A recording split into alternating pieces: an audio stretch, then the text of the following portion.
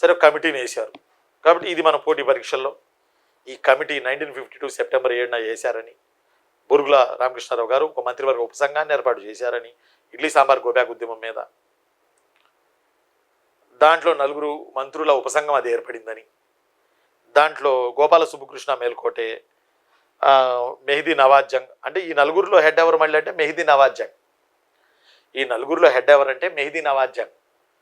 మెహదీ నవాజ్ జంగ్ నాయకత్వాన Phoolchand Gandhi, Gopala Subbakrishna Melkote, GS Melkote and also Konda Venkata Rangareddy వీళ్ళని వేశారు. అలానే మరి సిటీ కాలేజీలో కాల్పులు జరిగి పాపం 2 విద్యార్థులు చనిపోయారు. 2 విద్యార్థులు బలిదానాలు జరిగినాయి సిటీ కాలేజీలో. దీని మీద అప్పటి high court sitting judge Pingali Jaganmohan Reddy కమిటీని వేశారు.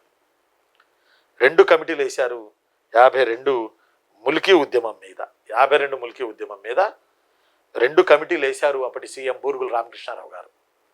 ఒక committee 1952 September 7 Burugula Ramakrishna Rao committee 4 మంత్రులతో మంత్రివర్గ ఉపసంఘం వేశారు. పైకి బూరుగుల రామకృష్ణారావు కమిటీ అంటారు. ఈ 4 మంత్రివర్గ ఉపసంఘానికి హెడ్ మెహదీ నవాజ్ జంగ్, ఒక మంత్రి, వారి మంత్రి ఒక మంత్రి. మిగిలిన సభ్యులు కొండా వెంకట రంగారెడ్డి, పూల్చంద్ గాంధీ, అప్పుడు ఆర్థిక మంత్రి గోపాల సుబ్బకృష్ణ మేల్కోటే, జిఎస్ మేల్కోటే. చాలాసార్లు వచ్చి అడిగిన మనకి జిఎస్ మేల్కోటే, గోపాల సుబ్బకృష్ణ మేల్కోటే. అలానే మరి సిటీ కాలేజీలో కాల్పులు జరిగింది.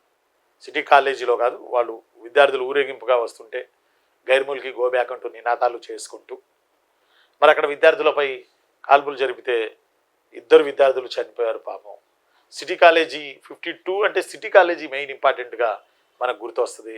పోటీ పరీక్షల్లో చూసిన చనిపోయారు విద్యార్థులు. అయితే అక్కడ సిటీ కాలేజీలో నాయకత్వం ఎవరు వహించారు అంటే కేశవరావు జాదవ్ అని చెప్పి నేను మీకు చెప్పడం జరిగింది, వారు నాయకత్వం వహించారని. ఆ తర్వాత సిటీ కాలేజీ విద్యార్థులు చనిపోవడంపై అప్పటి high court sitting judge Pingali Jaganmohan Reddy, కమిటీని వేశారు. ఇతను high court sitting judge. City college కాల్పులపై విచారణ జరపడానికి ఈయన వేయడం జరిగింది. పింగళి జగన్మోహన్ రెడ్డి కమిటీ ఏ విషయంపై వేశారు అని అడగవచ్చు. బూరుగుల రామకృష్ణారావు గారి కమిటీ ఏ సంఘటనలపై వేశారు, ఏ ఉద్యమంపై వేశారు, ఏ ఉద్యమ పరిశీలనకు, ఏ ఉద్యమ యొక్క అంశాలను సమగ్రంగా పరిశీలించడానికి వేశారు, ఇలా అడగొచ్చు.